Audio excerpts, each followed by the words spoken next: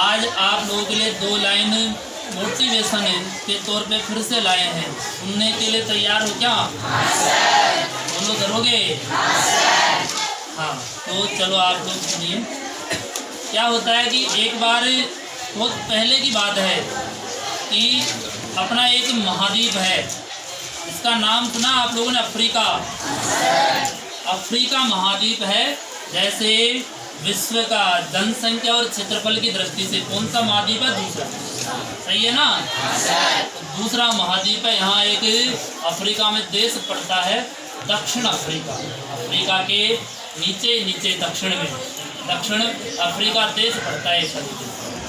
तो उस देश में क्या उस समय की बात है कि जब शावक जानते हो ना? शावक नहीं जानते हो? शेर के बच्चे, शेर के बच्चों को कहते हैं शावक। उन शावकों को पाला जाता था बेटा, एक तरीके से छोटे छोटे जो शावक होते थे उनको पाला जाता था। जब क्यों पालते थे? क्योंकि उन्हें एक तरीके से सर्कस में उतारना था उनको। शेर सर्कस देखा होगा ना आप लोगों ने, इसमें शेर से कलाबाजी करवाई जाती है। मतलब एक आग का ऐसा चक्र जिसमें से उसको या मतलब तरह तरह के कर्तव्य उसके द्वारा दिखाए जाते हैं सर्कस में। तो ऐसे क्या है कि कंपनी की बहुत बड़ी, और वो मतलब 15 शेरों को पालती है। 15 शेर मतलब शावक, जो छोटे छोटे शावक होते हैं उनको पालते बेटा एक तरीके से अलग, उनको जंगल से अलग कर लेती है। ऐसे भी करके सरकार की परमिशन मानो, क्या भी करो, जंगल से अलग कर लेती है और उनको एक तरीके से उनका जीवन नया शुरू हो जाता है।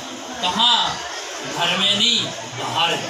शेर का घर होता है जंगल, होता है ना, उससे बाहर हो गए। जीवन की हर कला सीखते हुए सीखते हैं, उस कला से एक तरीके से उनको बाहर कर दिया। और कंपनी उनको अपने अजायब घर कुछ भी बना दिया और उसमें पालने के लिए या उनकी परवरिश वहाँ करती रही, उनकी परवरिश चलती रही। जब वो शेर मतलब 10 साल 8 साल 10 साल में वयस्क हो जाते हैं, बड़े हो जाते हैं, उनका काम ही सर्कस में उनकी कलाबाजी करना। लेकिन जब कुछ ही समय बाद सरकार का निर्णय आता है कि आप किसी पालतू जानवर को पाल नहीं सकते। जो जंगली जो एक तरीके से शेर है, वहाँ के एक तरीके से कुछ प्रजाति में आते हैं, विशेष प्रजाति में इनको पालने का अधिकार नहीं है। तो ऐसा सरकार ने क्या लगा दिया? प्रतिबंध लगा दिया। तो वो वयस्क हो गए, बड़े हो गए, उनको क्या कहाँ छोड़ दिया गया? जंगल में। जैसे ही जंगल में छोड़ दिए एक तरीके से, वयस्क हो गए एक तरीके से, और वो अपनी जीवन जीने की कला है ना वो भूल गए। कैसे शिकार करते हैं, कैसे जंगल में रहते हैं। होता है शेर और चीते की, तो चीता होता है एक तरीके से शेर, मतलब जब तक पूरे जंगल का मतलब वो एक दिन में भ्रमण नहीं कर ले तब तक वो बैठता नहीं है। पूरे जंगल में घूमता है, एक दिन में घूम लेता पूरे जंगल। रफ्तार खतरनाक, दौड़ने का तरीका, शिकार करने का अलग ही कला उसके अंदर। वो सारी कला भूल गया। तो सारी कला भूलने के बाद जंगल में क्या है कि जंगली भेड़िए, जो भेड़िए होते हैं कुत्ते से बड़े होते हैं, और एक तरीके जो भेड़िए हैं और कुछ भी जंगली प्राणी और हैं, जैसे वो जिधर से भी जाते उनको एक तरीके से मतलब उन पर प्रहार करना शुरू कर दिया।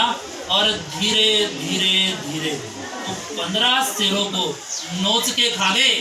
वो 15 शेरों को खा गए एक तरीके से, सिर फाड़ के वो जंगली जानवर।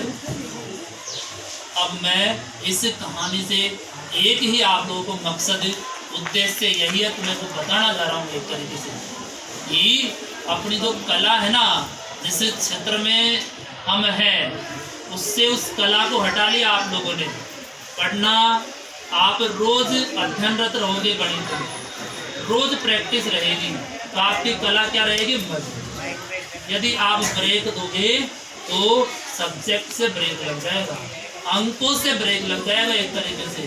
तो यही है, यही उनके साथ हुआ। आप रोज यदि सब्जेक्ट को अपने टच में रखोगे, रोज आधे घंटे 1 घंटे पढ़ने का प्रयास करोगे बेटा एक तरीके से अपने अच्छी उपलब्धि को हासिल कर सकते हैं। हाल उन जैसा नहीं होगा अपना। ऐसा हाल क्यों हुआ? क्योंकि वो अपना जो अभ्यास है ना वो खो बैठे। जिस तरीके से जीवन था जीना था उनको वो तरीका ही भूल बैठे एक तरीके से। यही सब्जेक्ट कहती है कि आप मेरे संपर्क में रहोगे, रोज मेरे को पढ़ोगे, रोज एक तरीके से आपका लक्ष्य डिसाइड है कि ये पार्ट ये हमको एक बार पढ़ना है, तो ऐसे करके आप पूरे कंप्लीट सिलेबस को भी करोगे और वापस रिवीजन में भी आओगे। नहीं आपसे ना तो कोई चैप्टर पूरा होगा ना कोई रिवीजन। आज पढ़ लिए फिर 2-4 दिन सो गए ऐसे मतलब नहीं देखे, फिर बेटा एक तरीके से टाइम निकल गया, अगला पार्ट इंतजार कर रहा, पहला पूरा नहीं हुआ और धीरे धीरे एग्जाम भी आ गई, एक बार भी सिलेबस नहीं। ऐसा होता है कि अभ्यास जब तक रहता है हमें हर समस्या को एक तरीके से बिल्कुल बहुत छोटी बना सकते हैं। नहीं अभ्यास नहीं रहेगा तो समस्या में क्या रहेगी? पहाड़। इतना ही कहकर मैं अपने शब्दों को विराम देता हूँ और आप भी इन चीज़ों से कुछ सीखा करो और यश करें।